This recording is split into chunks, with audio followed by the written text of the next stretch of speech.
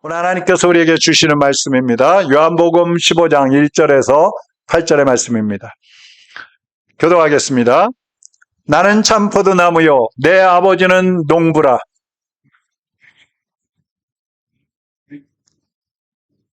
아버지께서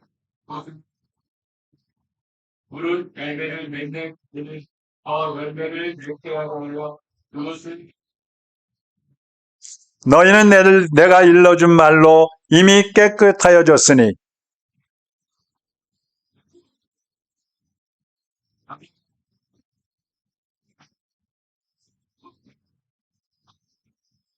너희도 내 안에 들어가느냐. 나는 포도나무요 너희는 가지라. 그가 내 안에 내가 그 안에 거하면 사람이 열매를 많이 맺나니 나를 떠나서는 너희가 아무것도 할 수 없음이라.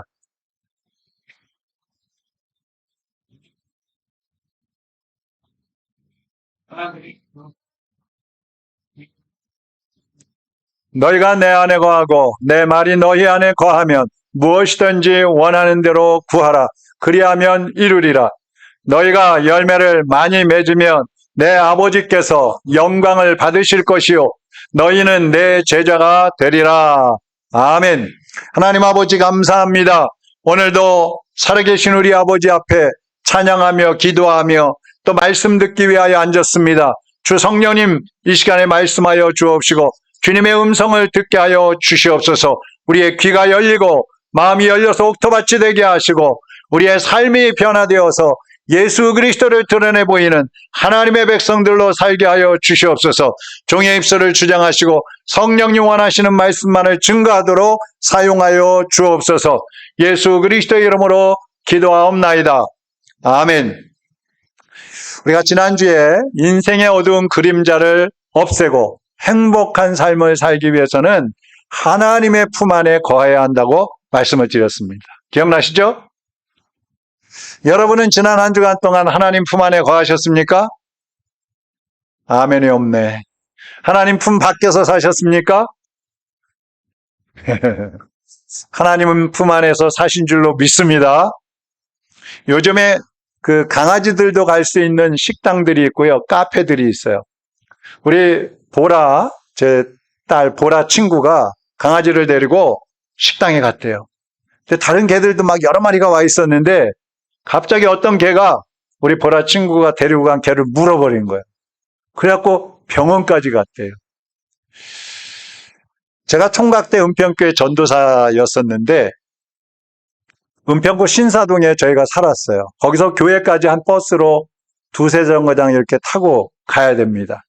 그 새벽마다 제가 혼자 다녔어요.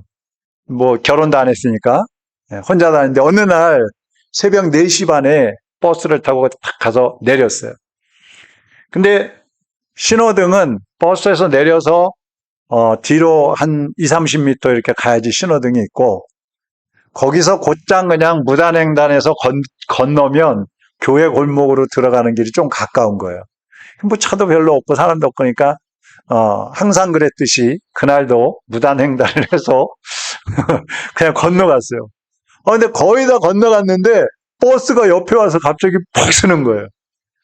근데 그 당시에 지금도 아마 그럴 건데 버스들이 엔진이 뒤에 있어요. 새로 나온 버스들, 그 당시에 새로 나온 버스들이 좀 더 긴 버스들은 엔진이 뒤에 있으니까 앞에는 차가 와도 소리가 안 나는 거예요. 근데 저는 못 들었죠. 귀로만 들으니까.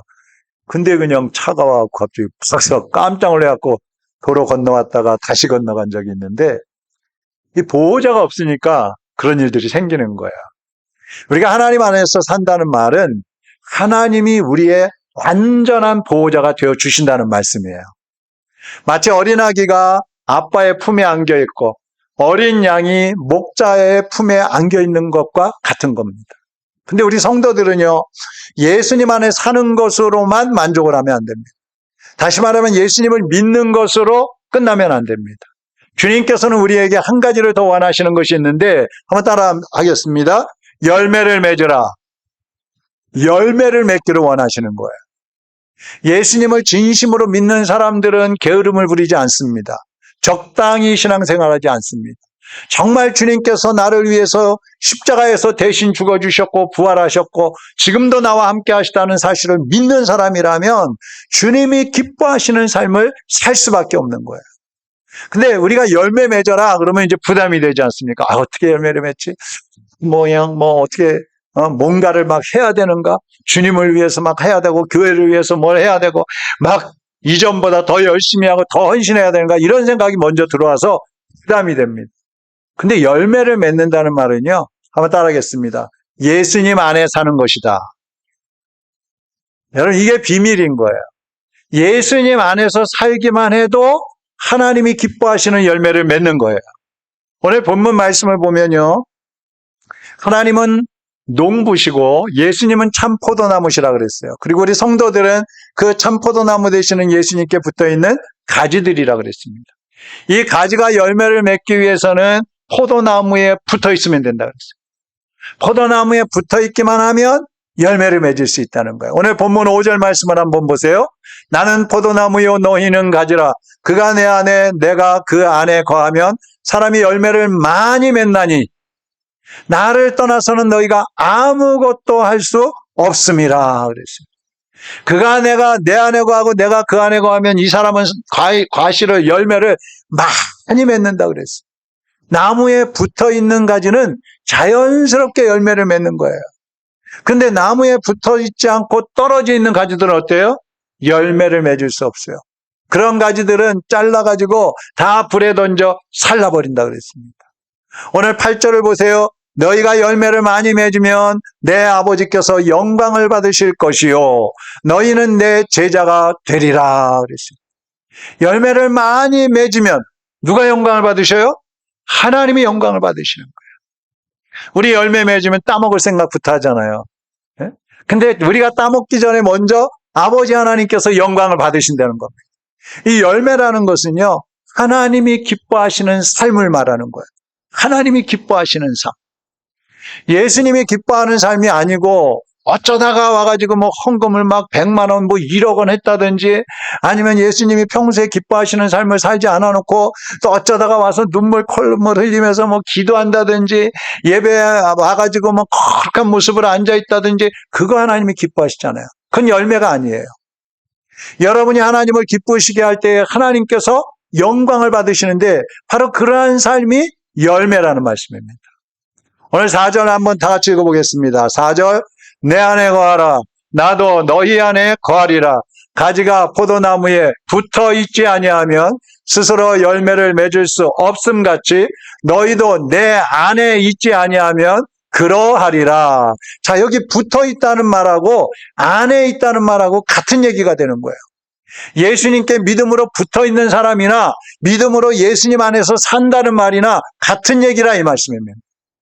그러면 여러분 모두가 예수님의 품 안에 안겨서 예수님께 믿음으로 찰싹 달라붙어가지고 참된 행복을 누릴 뿐만 아니라 하나님이 기뻐하시는 열매 맺는 삶을 살아가시기를 주님의 이름으로 축원합니다. 자, 그러면 오늘은 우리가 어떻게 해야 주님 품 안에 안겨 살 수 있는가? 그 말씀을 드리려고 합니다. 예수님 품 안에 들어가야 인생의 어두운 그림자가 다 사라지는데 어떻게 해야 예수님 안에서 살아갈 수 있느냐 이 말입니다. 첫째, 따라하겠습니다. 믿음으로 살자. 갈라디아서 2장 20절 우리가 잘 아는 말씀입니다. 내가 그리스도와 함께 십자가에 못 박혔나니 그런즉 이제는 내가 산 것이 아니요 오직 내 안에 그리스도께서 사시는 것이라. 이제 내가 육체 가운데 사는 것은 나를 사랑하사 나를 위하여 자기 자신을 버리신 하나님의 아들을 믿는 믿음 안에서 사는 것이라. 여러분 믿음이 뭐예요? 여러분 믿음이 뭐라고 생각하시면서 사십니까? 제가 성도들에게 우리 자녀들에게도 가끔 물어보죠. 예수님 믿습니까? 정말 예수님 믿느냐? 그럼 네 믿습니다 그래요. 그럼 예수님 믿는다는 게 뭐예요? 어떻게 하는 게 예수님을 믿는 거예요? 예수님께 내 인생과 내 생명을 맡기는 것이 믿음인 것입니다. 아멘. 다른 말로 하면 예수님과 함께 내가 십자가에서 죽는 것이 믿음인 거예요. 죽지 않았다면 아직 믿음이 없는 거예요. 교회 나온다고 해서 다 믿음 있는 게 아니에요. 예수님과 함께 십자가에서 죽어야 그 사람이 참된 믿음의 사람이 되는 것입니다. 지금까지는 내 정욕을 따라 살았고, 지금까지는 자기 자신을 자랑하기 위해서 살아왔다면, 이제는 내 중심의 삶을 십자가에 못 박아버리고 예수님과 함께 새로운 사람으로 거듭나야 그 사람이 믿음 있는 사람입니다. 죄인은 죽고 부활하신 예수님과 새 사람으로 거듭나야 그 사람이 온전한 믿음의 사람이란 말씀입니다.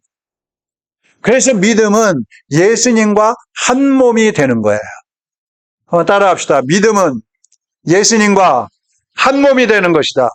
여러분, 예수님과 한 몸이 된다는 말은 예수님과 함께 죽고 예수님과 함께 새로 태어나고 예수님과 함께 날마다 살아가는 걸 말하는 거예요.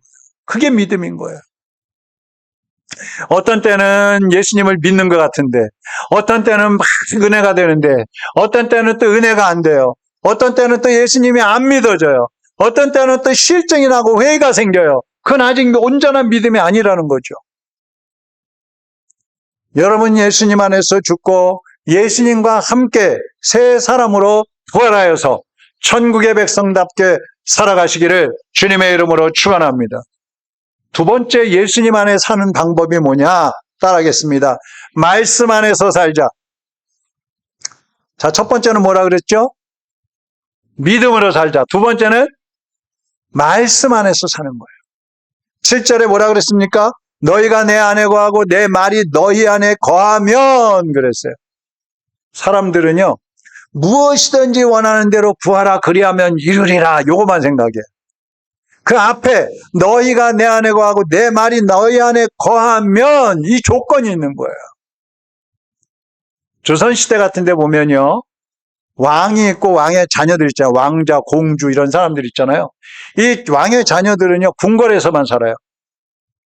특별한 경우 이제 밖에 나오기도 하지만 대부분 궁궐에서 살면서 자라납니다. 거기서 왕이 갖춰야 될 그런 덕목을 배우고 또 지식을 배우고 또 어떻게 정치를 해야 되는지 이런 것들을 막 배워가지고 살아갑니다. 그래서 이 왕의 자녀들은요, 왕처럼 살아요. 왕처럼. 왕의 품위를 지키는 거예요. 백성들이 따라갈 수 없는 그런 사람들로 살아가는 것을 볼 수가 있어요. 우리 성도들도 마찬가지입니다. 만왕의 왕이신 하나님 안에서 살면 예수님처럼 세상을 변화시키는 삶을 살아갈 수가 있는 거예요. 예수님 안에서 살면 예수님의 모습을 닮아가는 거예요.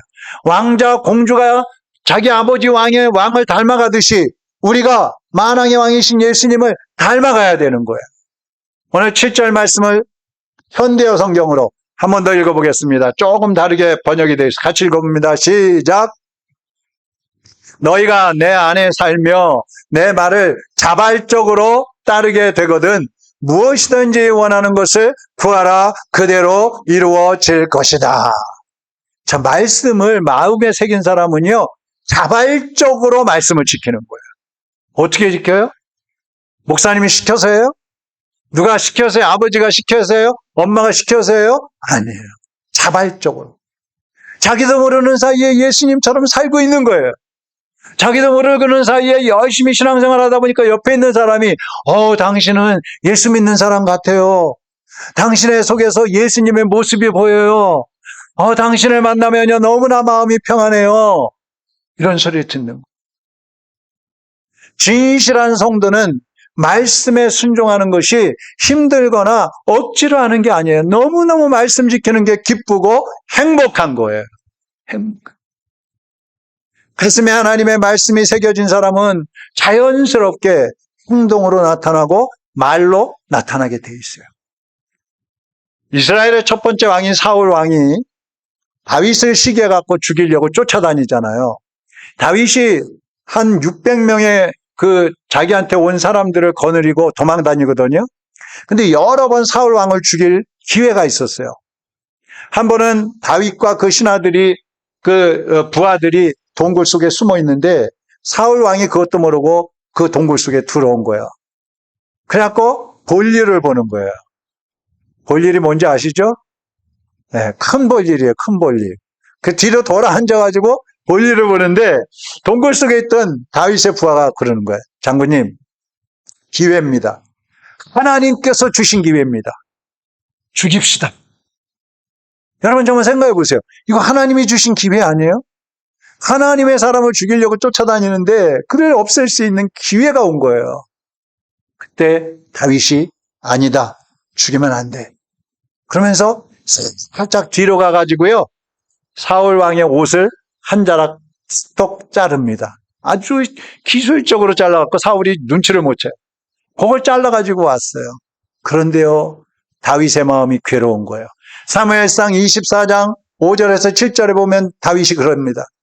그리한 후에, 그러니까 옷을 자른 다음에요. 이제 사울 왕은 나갔어요. 그런 후에 사울 왕의 옷자락 뱀으로 말미암아 다윗의 마음이 어때요?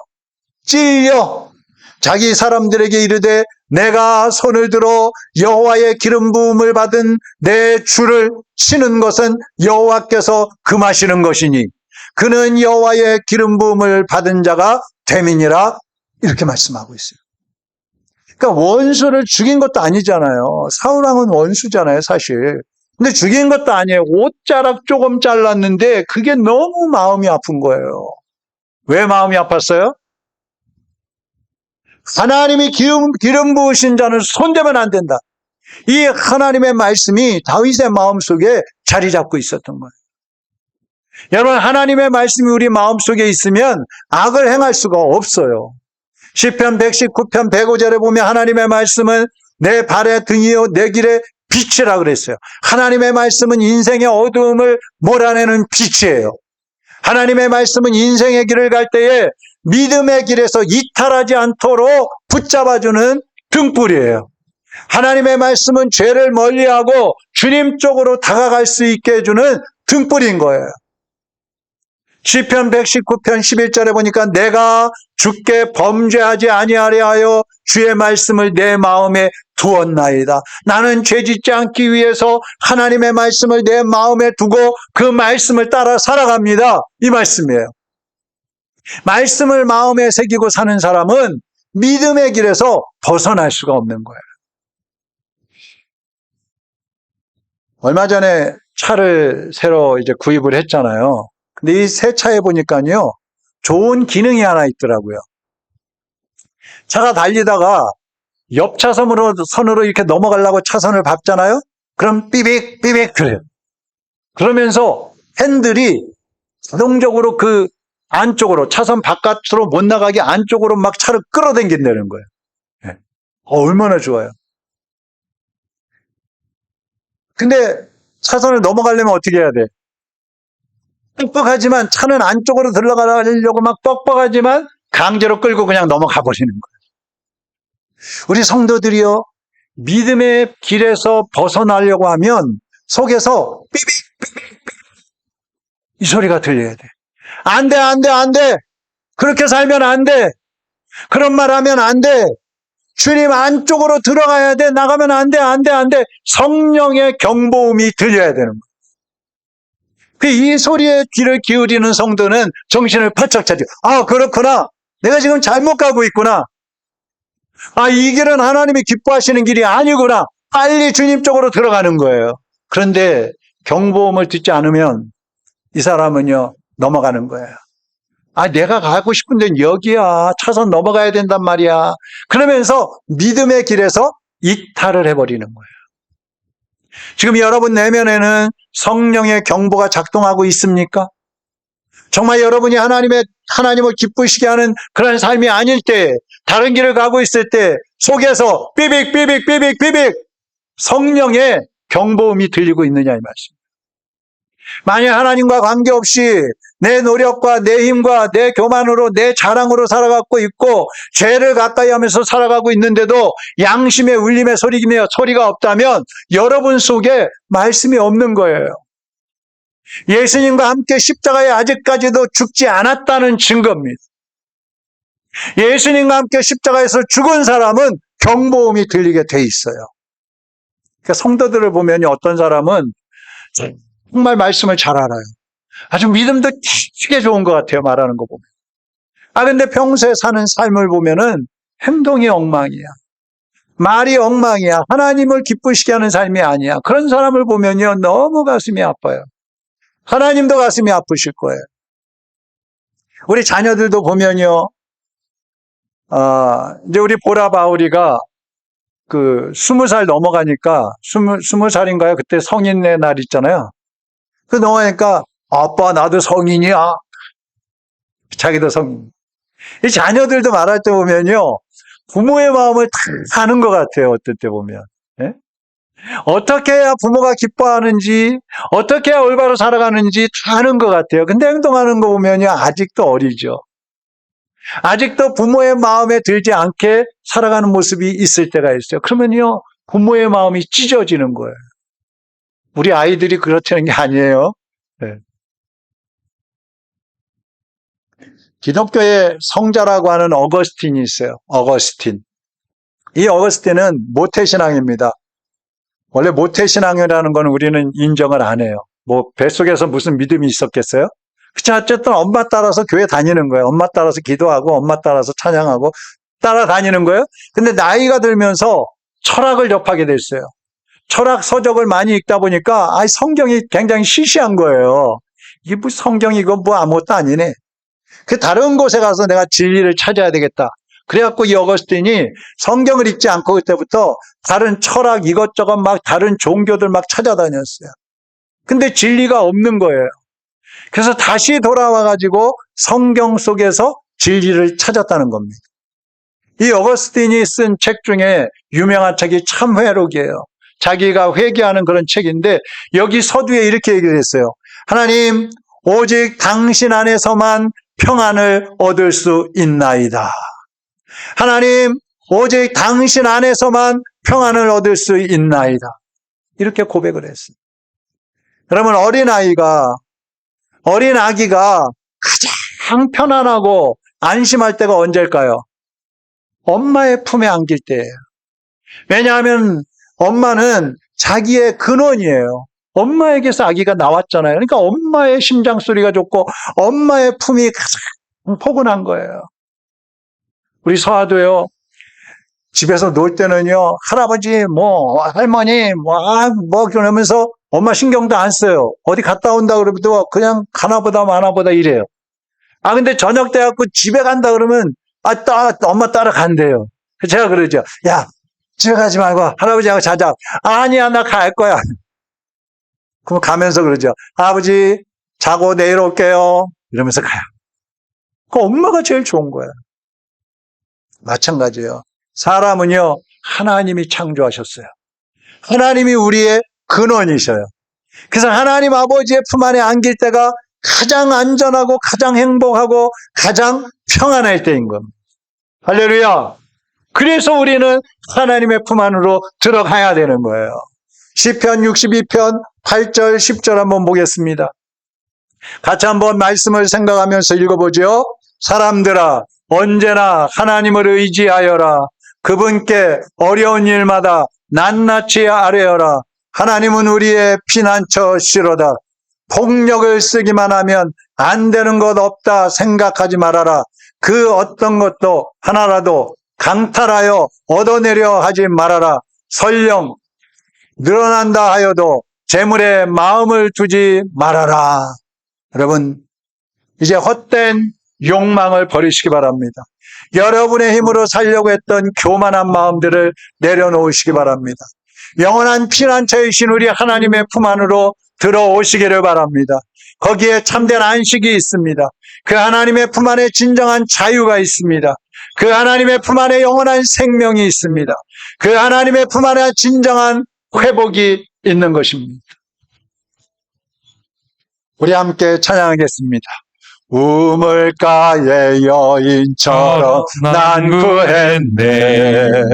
헛되고 헛된 것들은 그때 주님 하신 말씀 내세회와 생수를 마셔라. 오 주님 채우소서. 나의 잔을 높이 듭니다. 하늘 양식 내게 채워주소서. 넘치도록 채워주소서. 내 친구여 거기서 돌아오라. 내 친구여 거기서 돌아오라. 내 주의 넓은 품으로 내 주의 넓은 품에 우리 주님 너를 밝혀 우리 주님 너를 반겨 그 넓은 품에 안아 주시리. 오 주님 오 주님 채우소서. 나의 잔을 높이 듭니다. 하늘 양식 내게 채워주소서. 넘치도록 채워주소서. 기도하겠습니다. 많고 많은 사람들이 찾았었네.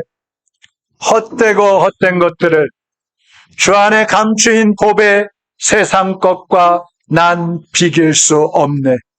내 친구여 거기서 돌아오라. 내 주의 넓은 품으로 우리 주님 너를 반겨 그 넓은 품에 안아 주시리. 여러분, 이 시간 주님의 품 안으로 들어가시기를 바랍니다. 주님 나를 받아주시옵소서. 그동안 죄 가운데 살았던 것들을 회개합니다. 그동안 내 자랑과 내 욕심과 내 정욕을 따라 살았던 것들을 회개합니다. 그동안 내 계획과 내 경험과 내 지식을 따라 살았던 것들을 회개합니다. 이 시간 주님 안으로 들어가기 원합니다. 주님 나를 받아주시옵소서. 주님 내 안에 오시옵소서. 주님 내 인생의 주인이 되어 주옵소서. 주님 내 삶에 동행하여 주옵소서. 이 시간 우리 주님 앞에 다 같이 통성으로 한번 기도하겠습니다.